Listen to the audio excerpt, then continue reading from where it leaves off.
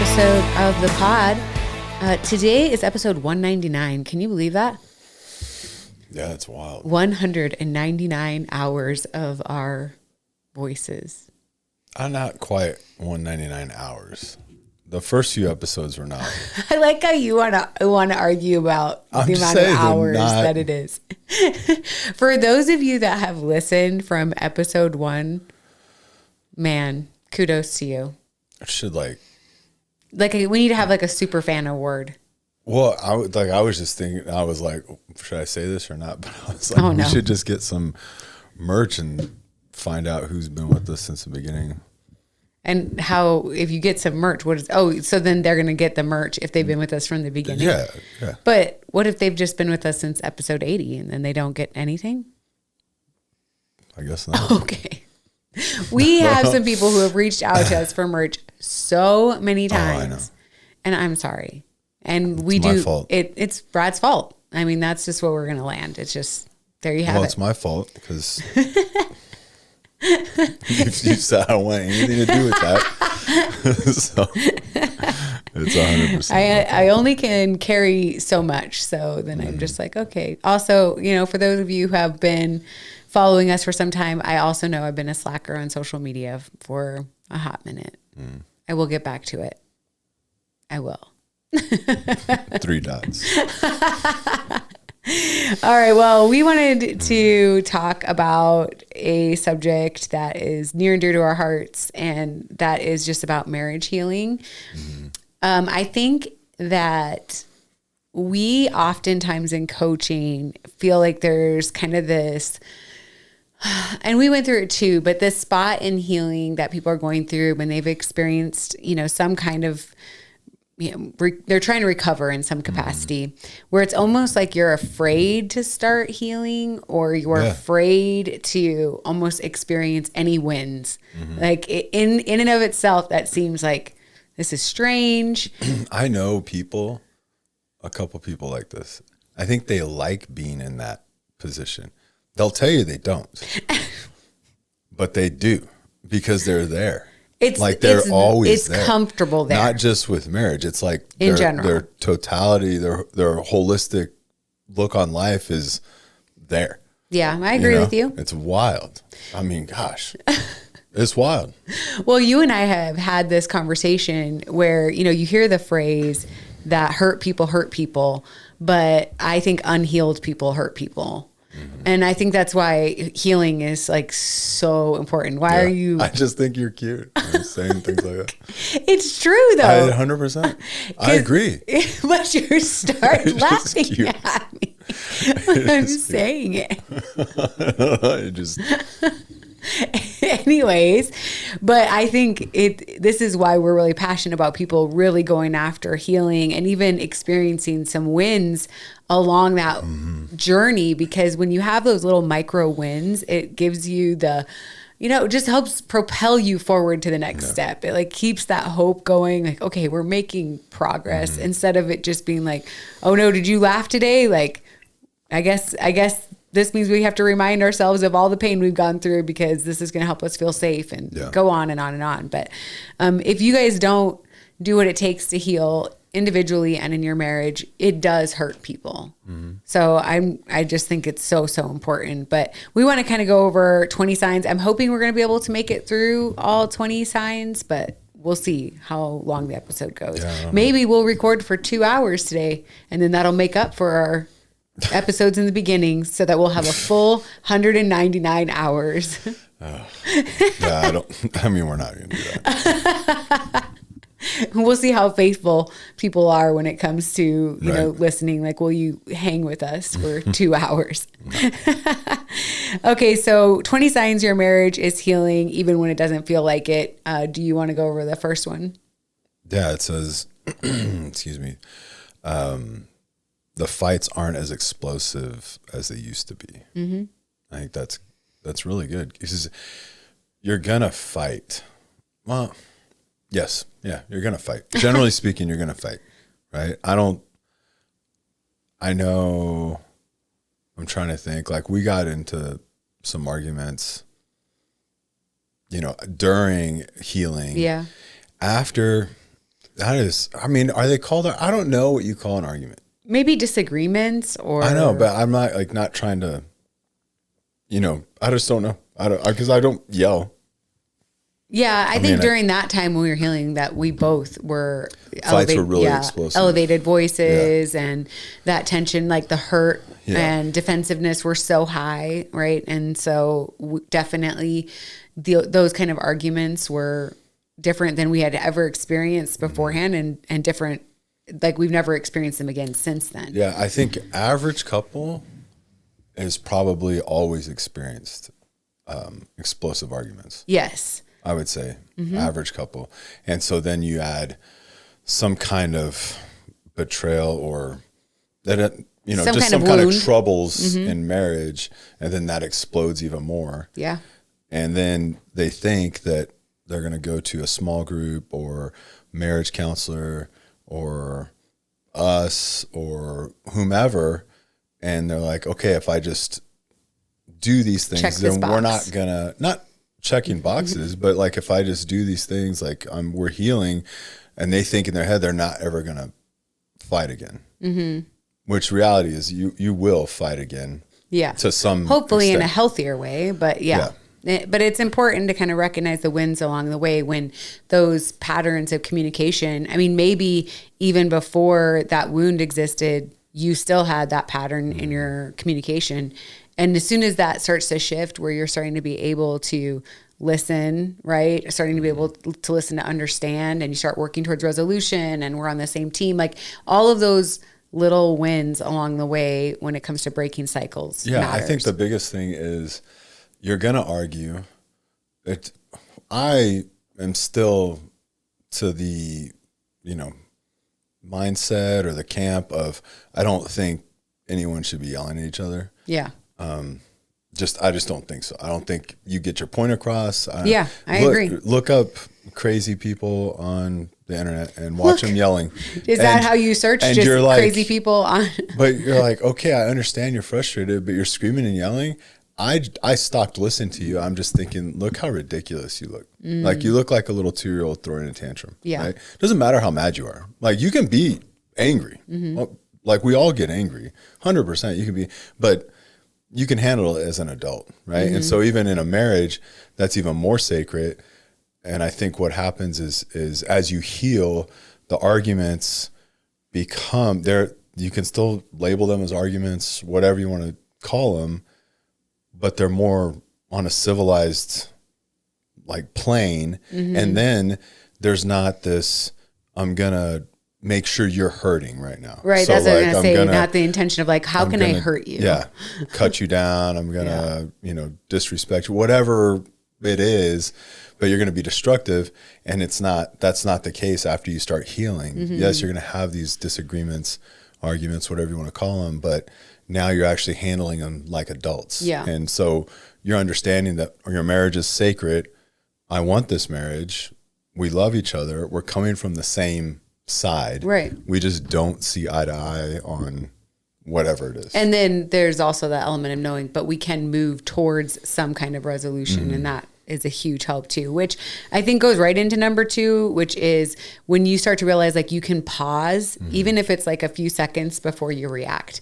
Because I think especially when you're in the process of healing, we're so reactionary, and it's like we don't leave a lot of room for rationale. Our bodies, our minds are responding in ways that are really just, they're inherently something that is not even natural for us. It's just like, okay, I'm in pain, I'm doing this. I'm defensive, I'm doing this. Yeah, I mean, it's the whole, who was it that, we have a little thing on the fridge that says from somebody that has all these little rules they followed.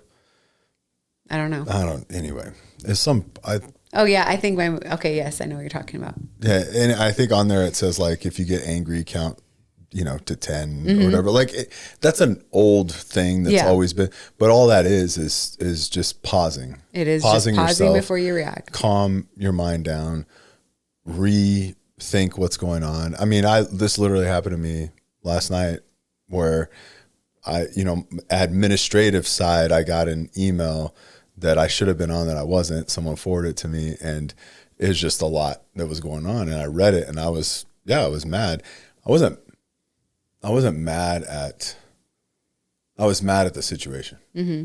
And I read it like a few times before I responded, because I was like, well, I don't want to be like some playground thing going on right now, you know? So I just we're adults. Yeah, we're adults, and you don't like this or whatever, then I'm going to respond this way, because, you know, and I mean, you read my response. It was fine. Yeah.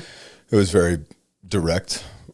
But I took those minutes, because my initial would have been like, are you kidding me? You know, just kind of like going down a rant. My initial would have been a rant. And that doesn't solve anything. Have you ever had someone rant to you?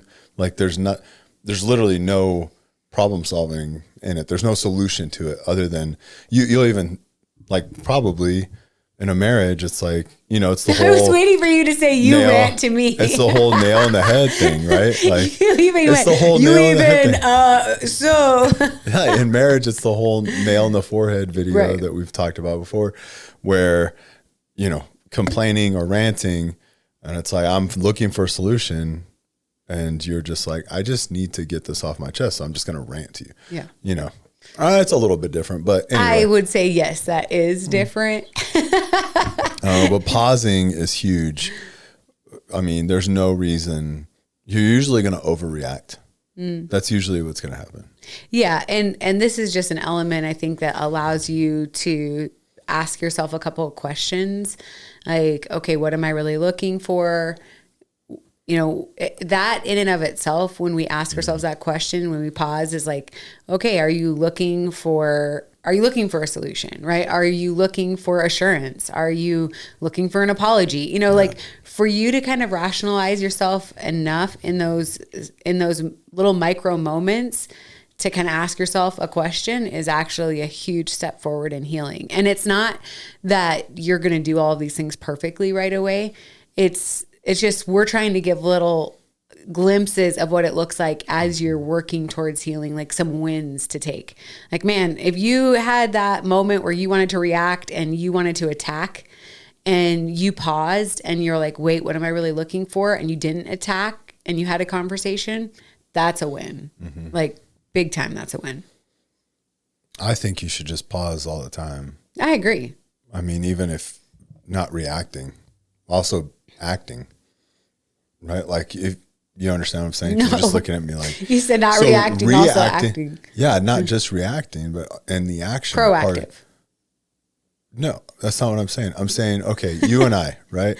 Yes. You have a problem, right? You're coming up to, like, with me. You have a problem with me. You're coming up to, pause before your action. You're taking the action. We're talking about pausing before you react to whatever your spouse is doing. Yes, that makes perfect sense. The other way around pause as well. Everyone just needs to pause. Yes. Like there's no life and death situation going on. Yes. Right? Then you just need to pause for a couple seconds. That's it. Just kind of get your bearings and clear your mind. Like just take a minute. Yeah. Right. Take a step back.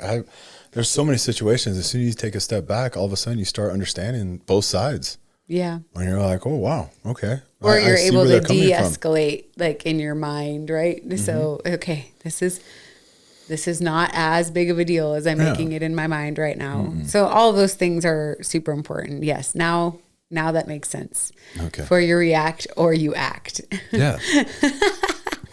I'm just going to take the little portion where you were just like, you have a problem. Silence is okay. Yeah.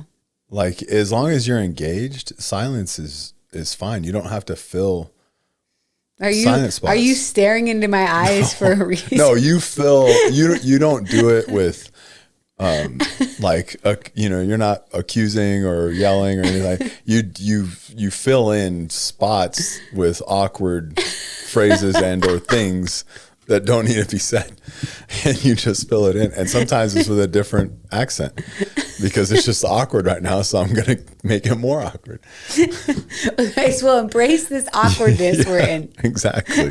It's like, okay, just fine. You're fine. You can pause for a minute. It's not a big deal. I'm just waiting for you at one point to just look at me and say something like, it's okay to pause right now. And I'm just going to be like, oh, Brad. You could talk about that prior to, but for some couples, that might be a thing that you could tell each other. I feel like you would have to definitely not be in a position of where you're feeling argumentative to say that to your spouse. Imagine 2 people are sitting there like, you know what would be good for you right now? A pause. A pause would be good for you. It's like finger over the lips. No, none of these things are things that you should do. Just might FYI. You might start laughing.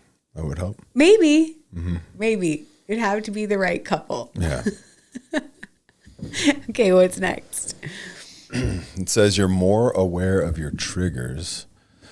Instead of just blaming them, you're starting to notice them. I will change it to you're understanding your cues. Okay. I'm currently reading a book, so that's still happening. FYI, I'm a book just reader. So you know, like I'm currently. If you had your glasses on right now, that would have been way better. Yes. But I'm reading The Habit Loop, which is, at first I was like, I don't know about, but it's actually getting really, really interesting. Mm-hmm. And it talks in there about, well, the whole book's about this, but what a habit is. And there's a cue, a routine, and a reward. And you rarely can change the cue, right? Whatever's going to trigger you or whatever. You can't really change that, but you can change the routine. Sometimes you can change the reward. Sometimes you can't, right? If it's a good thing. So I don't know if the book gets into this. Again, I'm still reading, but let me just throw this out there. Maybe the reward isn't necessarily like a good thing, right? So like, or in some weird brain mental thing that people are in where they think like, if I get the win, right? So that's the reward in you know, my like spouse, argument. right? You know, I'm right and I'm going to let them know I'm right and I'm going to do it like this. And so maybe that's what, you know, that's their reward, right? The feeling of a win, maybe, even though they probably walk away a little angry, you know, at the same time, you know, kind of deal. So maybe that is the reward. I'm not sure. I'm not like that. So I don't understand that. Got you. But the cue is always going to be the same thing. So I don't know, for example, say you have, okay, here's a good example. Say you get home from work, and as soon as you get home from work, you walk in and you immediately go to the kitchen and you grab a snack, right? The cue is that you're home, right? You could have just eaten whatever, but now this is a habit. You walk through the door, go in the kitchen, you go in the pantry, you get a snack, right? And then, so that's the routine, like specifically chips. I know chips are my kryptonite. If you want to capture me, just have like free chips on the side of a van. Leave your candy. And I will get in the van. Okay, there's some chips in here. It's ridiculous. Ugh.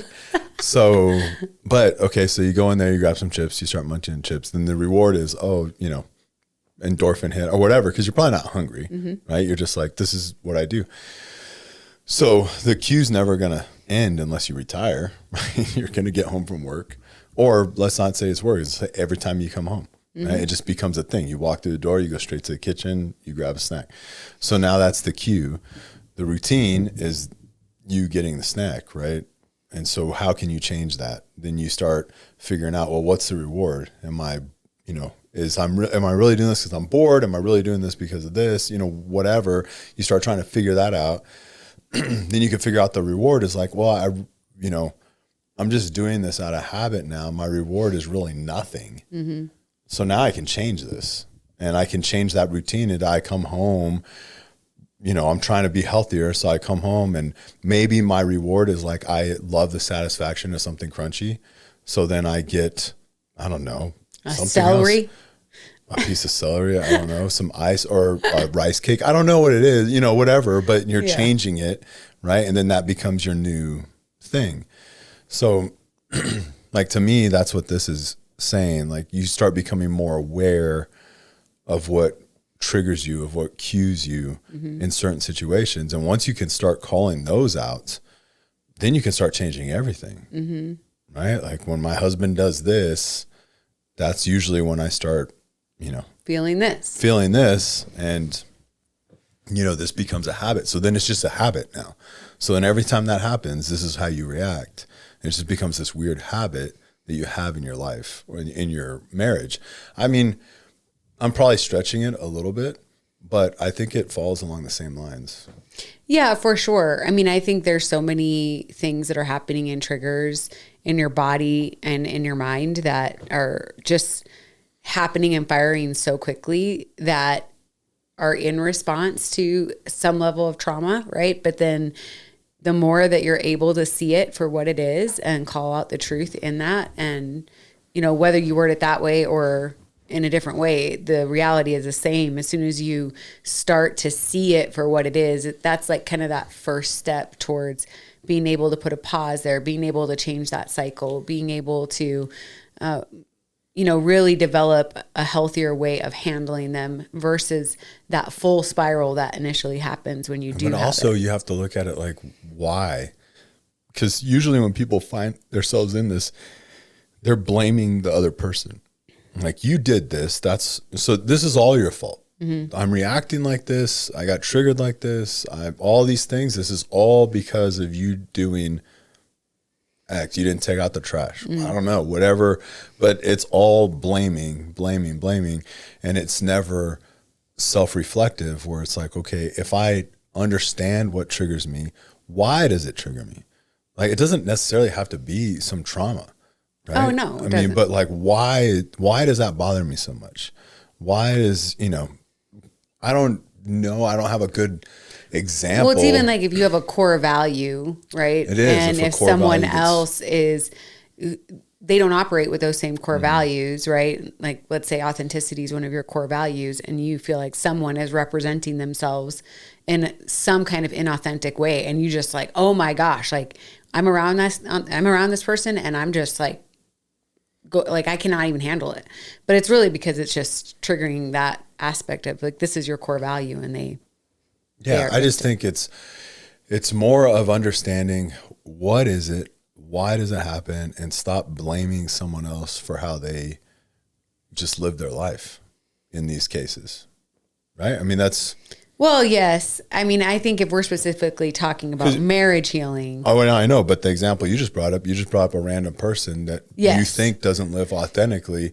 And so now you can't stand them. Mm-hmm. And it's like, well, what did they do? Like, why is it that, like you can't, so now you can't be around them. Mm-hmm. Now you can't communicate with them. Now you can't do all these things. Like, you need to stop blaming other people and start really owning. Yeah. You can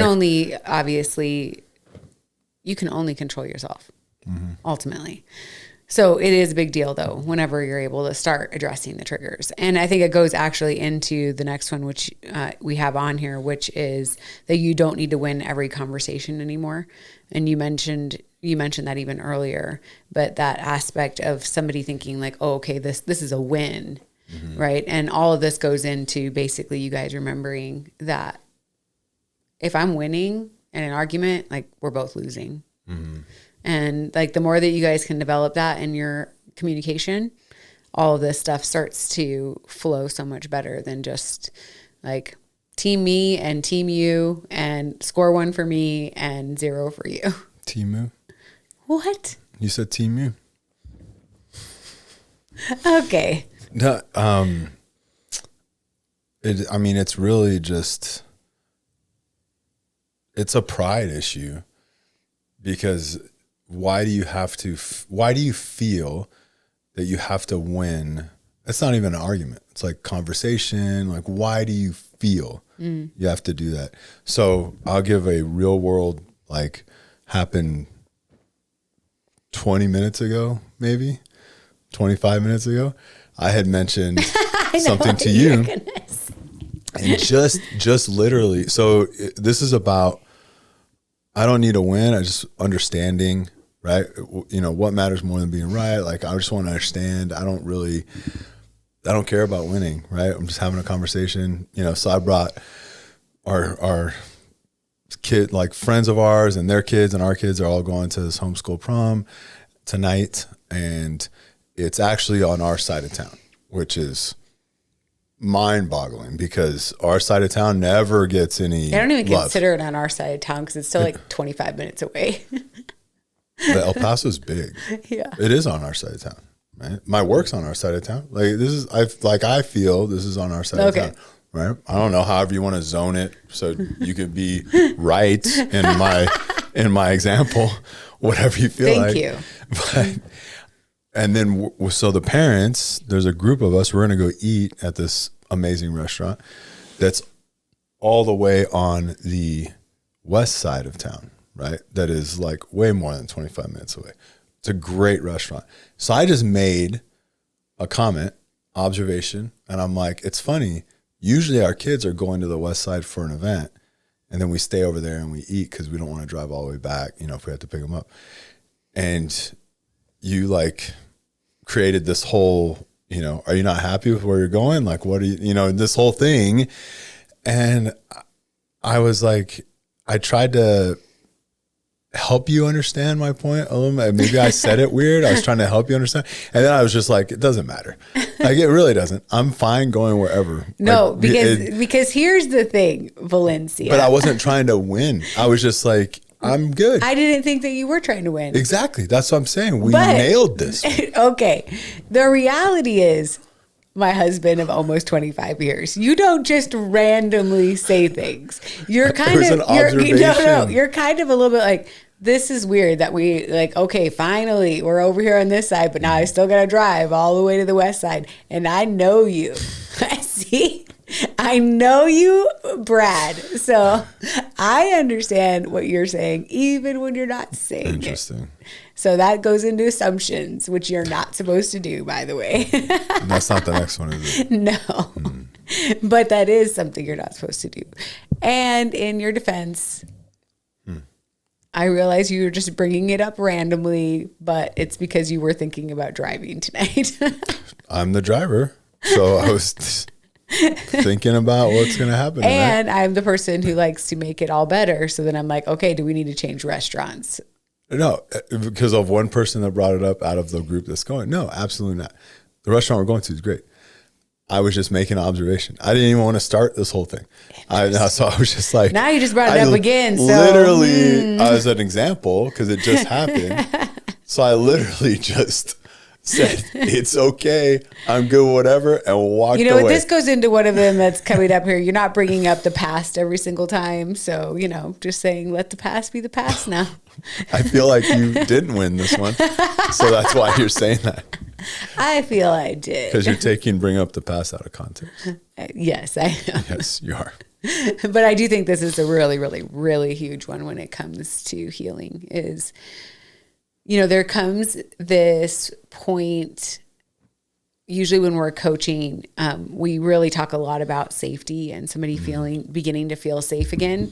And a lot of times when someone has experienced something, some kind of breach in some capacity in their marriage, they bring up things all the time. And it's this weird way of almost trying to feel safe, almost like you want your spouse to remember this thing that they went through so that it doesn't happen again. And it makes you feel safe if they remember. And then maybe if they remember, they're just not going to do it. And it's just like this weird cycle because it puts both of you guys in this and then they bad headspace. I mean, we jumped a bunch, but it's fine.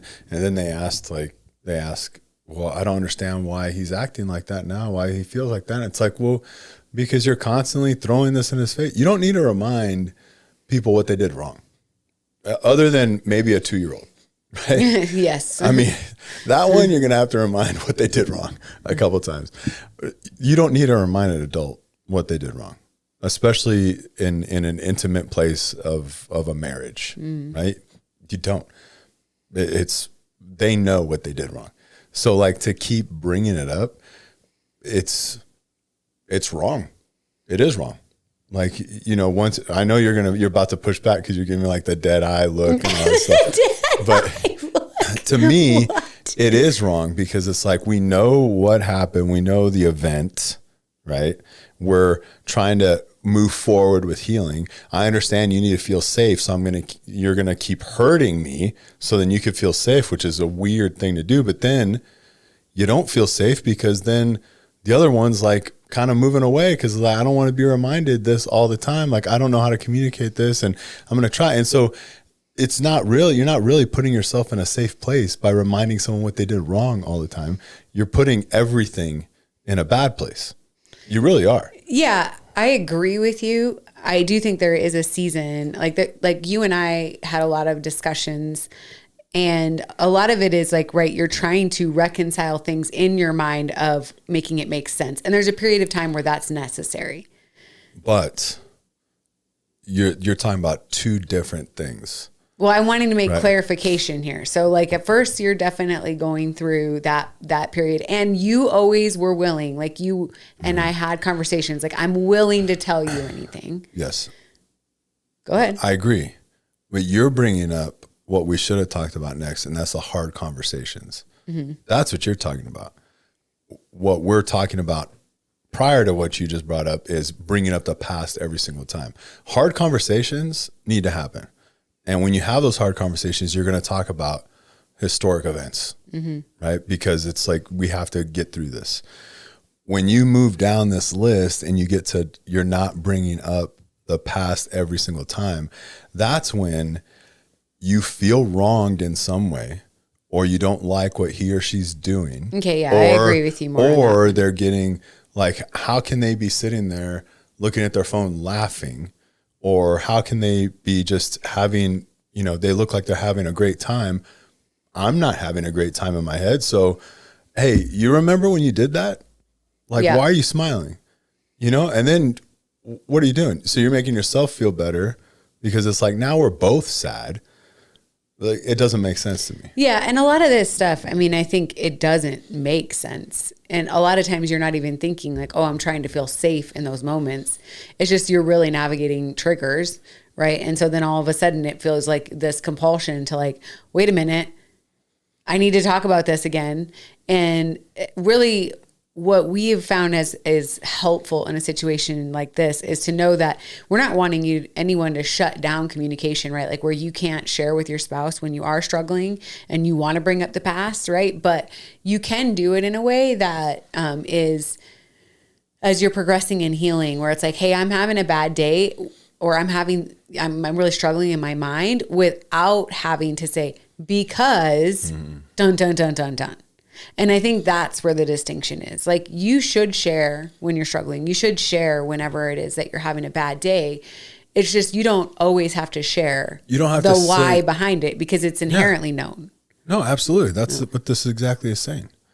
Well, we hadn't said that yet. I know, but I'm just saying, like, that's not bringing up the past. I still think it's bringing up the past. If your typical response is to say, I'm having a bad day because you did blah, blah, blah, blah, blah. You don't have to say because. That's on. So you're not bringing up the past if you say, I'm having a bad day. Like, everyone gets it. That's literally what I'm telling people to do. I know. And that's literally what I said. That's not bringing up the past. And you said, yes, it is bringing up the past. Like, yes. No, because you were like, I feel like in the beginning kind of giving this element of, okay, like you are being ridiculous if you're bringing out the past. I think it's pain, right? And you're trying to figure out, how is it that I let go of this pain? Yeah. And I feel, again, hard conversations, your marriage is starting to heal, you will have these. Yeah. And that is the time that these are hard conversations.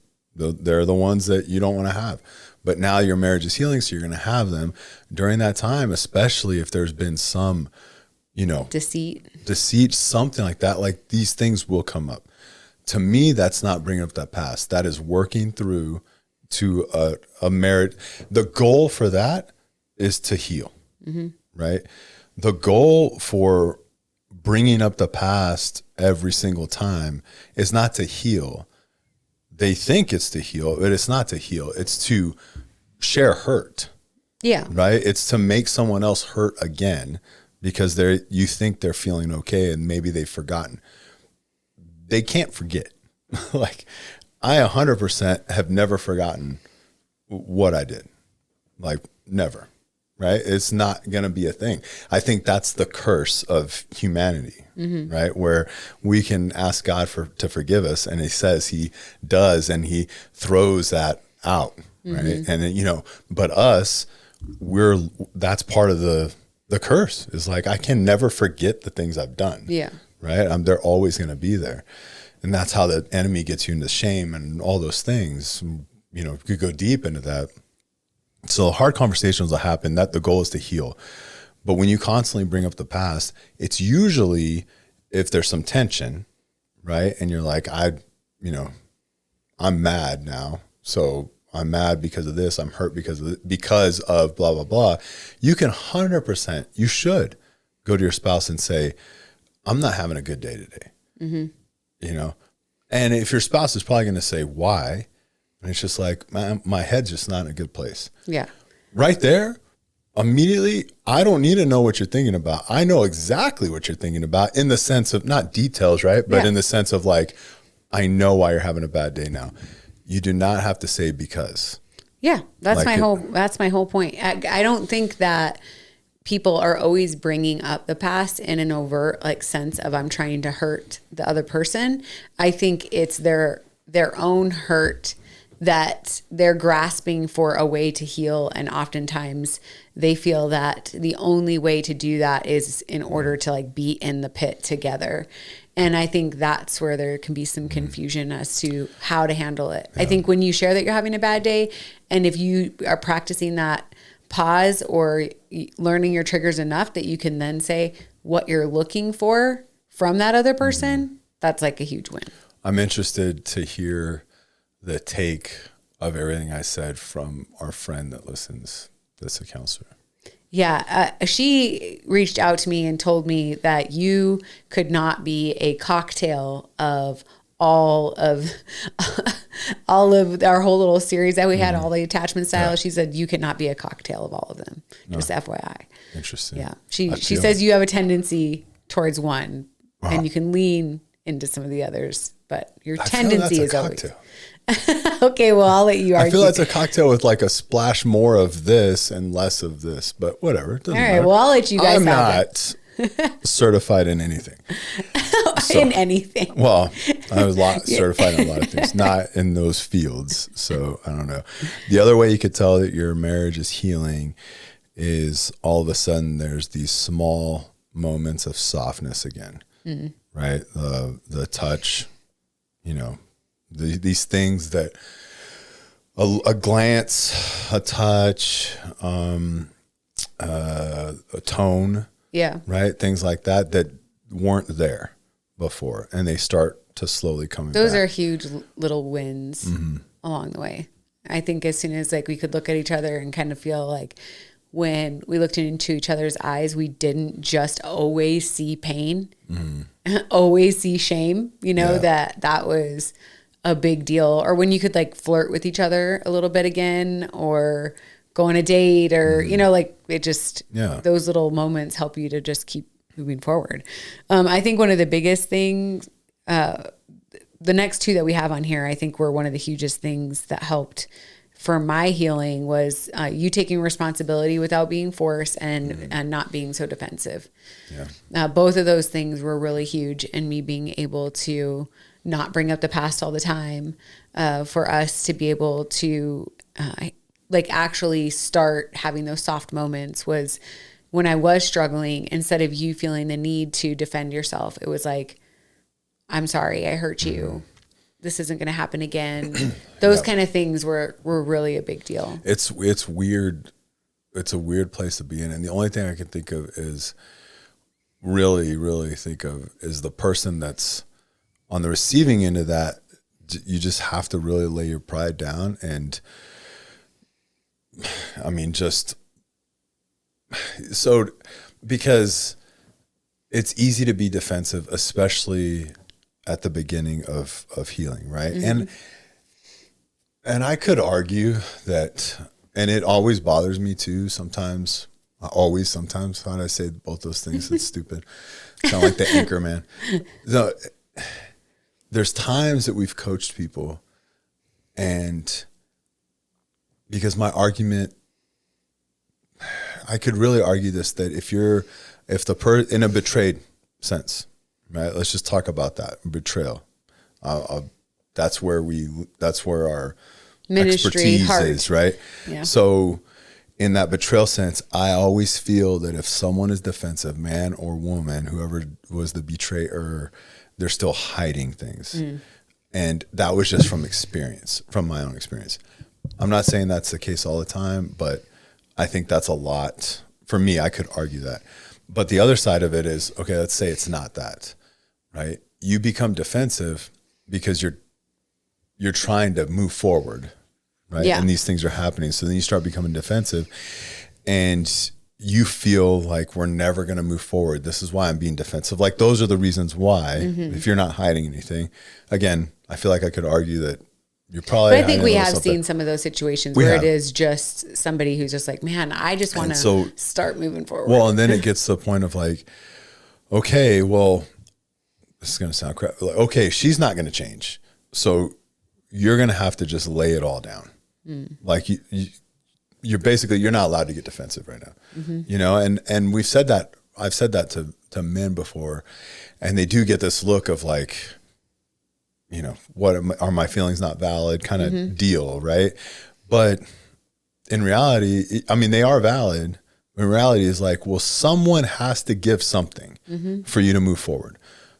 Marriage isn't fair. And this is going to be one of the times where you're just going to have to eat it.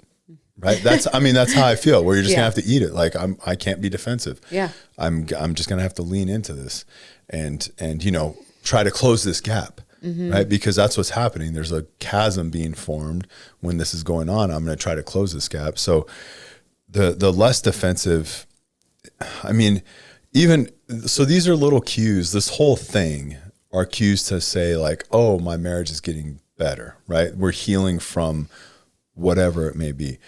And so if you start seeing, you know, like if defensiveness is a 10, and then the next time as you're working through this, a cue is to say like, well, he was not as defensive this time. She was not as defensive this time. Like, I feel like they're getting a little softer, right? If that's a good way to put it. I feel like they're getting a little softer. So those are steps closer to each other. Yeah. Right? Because the further apart each other, it's easy to be defensive. Right? Oh, like, absolutely. You know, so the closer, the more intimate you are, the more emotionally connected you are. Now, that defensiveness, you see that there's no benefit from it. The other person might not see that they might think there's benefit from whatever they're doing to make you defensive, right? You know, bringing up the past or whatever it may be. They might see benefit from it. Again, I would argue that the hard conversations are where those things come up, not the day-to-day things, right? And so there's really no benefit from it, right? You're just basically, we've taken too many steps forward, let's take some back, right? Like, I don't think anyone usually thinks of it that way, but it definitely exactly does play out that way a lot of times. And but it does help so much when, you know, I like how you said, like, my job right now is just to close the gap. And I think if somebody keeps that perspective, it's going to help them to lay that defensiveness down more, because it's like, hey, what's the point? Like, why am I doing this? Is it helping us get where we want to be? No. In reality, a lot of times we're hurting the other person because we're hurt. And so it's like, okay, yeah, I can be the bigger person here and do something about it. So I think you're totally right. Which goes into our next point, which is just you're both getting tired of this cycle. And so you're just willing to do something about it. And just willing to, like, it all comes down to pride, right? At some level. And it's just willing just to give all that out. I'm done. Yeah. Like, not done with the marriage. I'm not done fighting for you. I'm not done fighting for this. I'm not done trying to move forward to healing. I'm just tired of this. Yeah. This cycle of, we're doing great. Now we're not doing great. We're doing great. We're not doing great because we can't get out of this. Yeah. Pain, shame cycle too is so huge. Yeah. So once you start noticing that both of you are you're just tired. Like, it's like, there's that saying, and I love it so much. I don't know who originally came up with it, but it says, we rarely change until the pain of staying the same is greater than the pain of change. And I think there's nothing like some level of crisis in your marriage to help you to really recognize the truth of that statement. It's like, okay, man, it is more painful to stay the same right now than it is to go through the change necessary. And when you have two people who are willing to do that, man, it's unbelievable what can happen in your marriage and the healing that can happen. Then Also, our next one is just like you're setting boundaries, and we like to say guardrails as well, but you're setting guardrails instead of feeling the need to control all the time.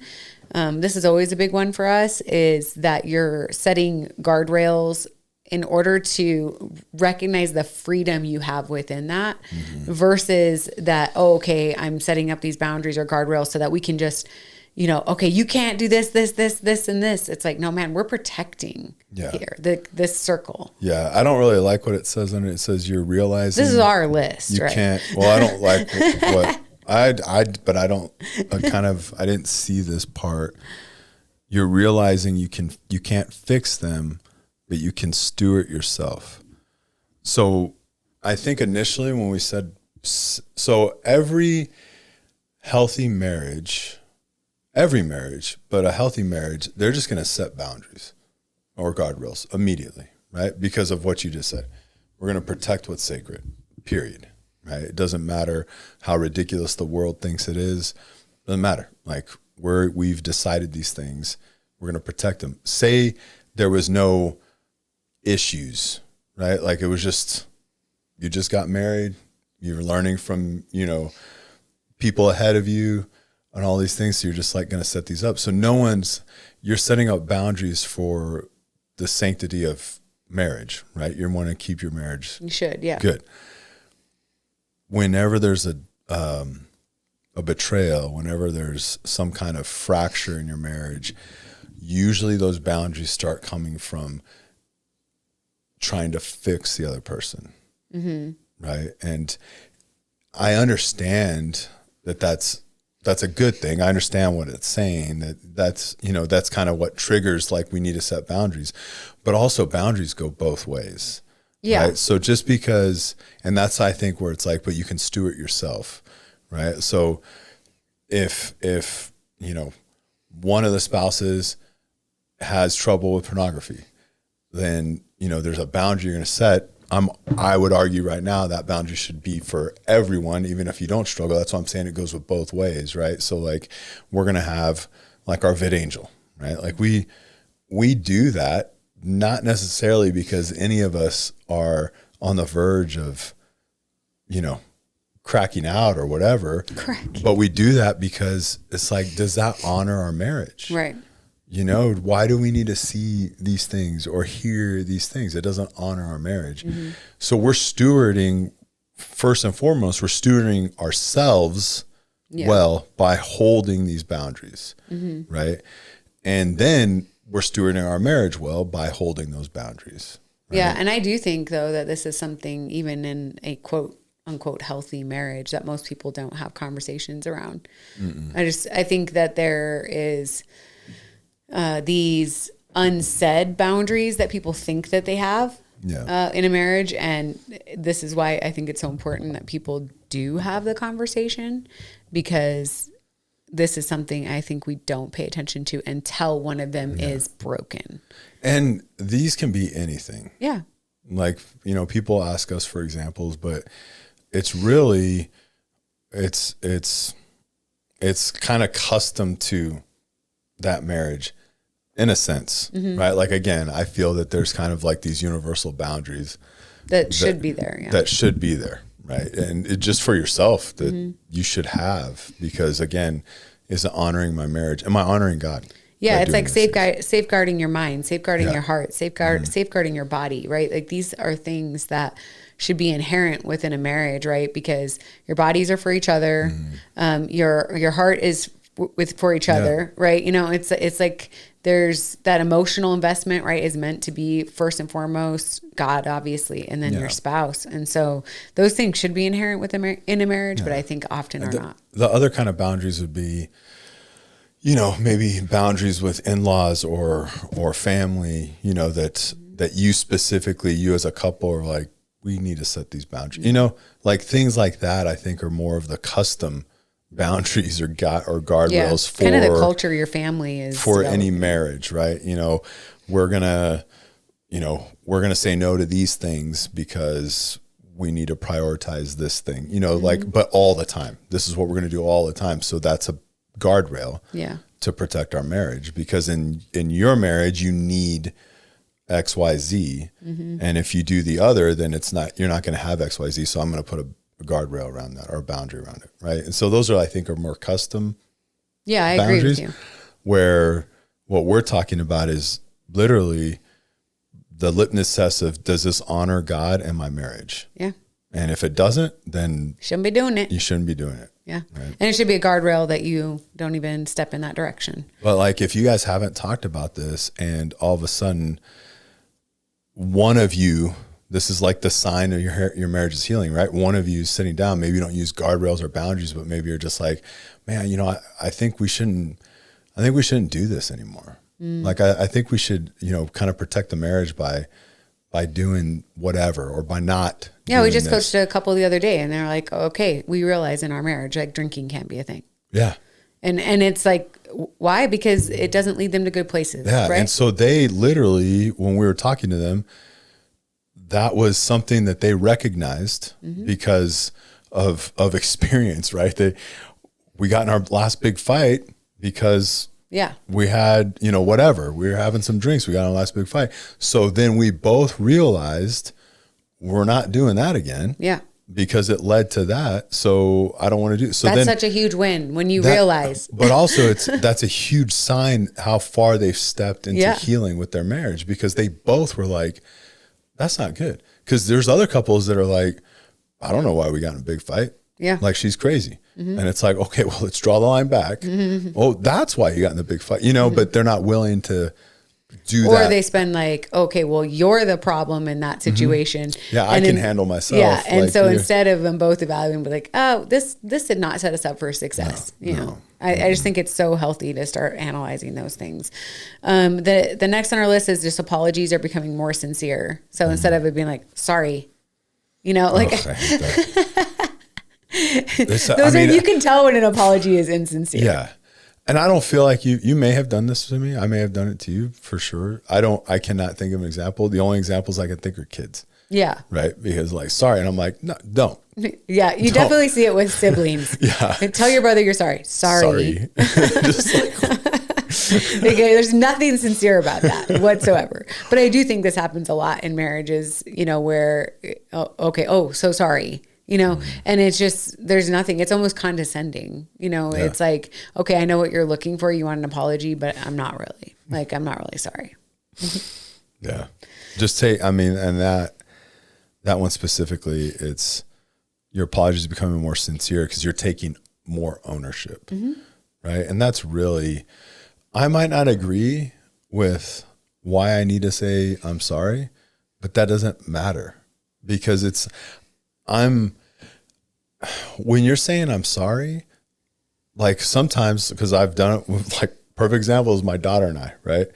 Like something just happened and I'm like, she walks away and I walk away and I'm like, nope, like I feel horrible, right? I need to go say I'm sorry, and like we could sit down, hug it out or whatever. There's other times though that you might not feel. Yeah, you feel like you're on the right side of that. Like, why should I apologize? Well, you should apologize because the other person's hurt, right? Especially your wife. Anybody, right? And when you do that apology, that's where I think this really comes in. It's like an ownership. Like, I'm sorry, I did not mean to hurt you, right? I don't necessarily have to say I'm wrong or, I don't agree with my stance or whatever it was, but by no means during this whole thing did I mean to even hurt you or know that you were going to get so hurt or offended or whatever, right? So that's why you're apologizing. That's the biggest reason, right? So being quick to say you're sorry, sincerely, there's so much ownership in that. Yeah, it's true. Like, I want my marriage to move forward. I want it to be healing. I want it to grow stronger. Like, these are the things you have to do. Yeah. And we've talked about with your kids, like they're watching those things too. So even when you're quick to apologize, you're snappy with your spouse, right? And your kids see like, I'm sorry, I didn't mean to snap, right? Or it just, all of those little things, like they add up to your kids knowing that it's okay to also own when they're needing to apologize and being sincere about it. I think we're tapped today. I know. I'm like, I don't think we're going to make it all the way through. Oh, we're not. Or unless we go 2 hours. Well, we might finish the list like coming up, but I think I do want to, even if we don't finish the entire list, because we covered a lot today, the one that I wanted to really emphasize, just because this is the most powerful one, is just like, you haven't given up. Like, I think that in and of itself is like knowing that the biggest sign of healing, like you're still doing it, right? You're still doing the work. Like you're still going forward. That is such a huge win. Yeah. And sometimes we just need to know, like, man, hey, we have not given up. We're going to do this. We're going to figure it out. We're going to keep making every single effort that can be made in order to heal, in order to reconcile, in order to move forward. That's so huge. Yeah. Like, you just haven't given up. That's a win. We are going to finish the list, just not today. Okay. Well, I don't know why. Well, next episode is our 200th episode. So it's like, I mean, who knows? Just another day. Okay. Got to get it in. No, All right. I don't know. That's crazy. How long have we been doing this? I mean, 200 episodes long, but. I think since fall of, was it 2020? I can't remember if it was 2020 or 2021. I want to say it was 2020 because it was an awkward time to start things. Because that's what we do. Yeah. I was just like, let's fill in this space. It's too quiet. Oh, no. I think the challenge for the week is maybe just to recognize the little micro wins that you guys are having when it comes to moving forward and healing in your marriage. And I think everybody has, no matter if you've gone through crisis or not, has that element of moving forward and healing to do. So, yeah. Recognize the wins. All right. We'll see you next week.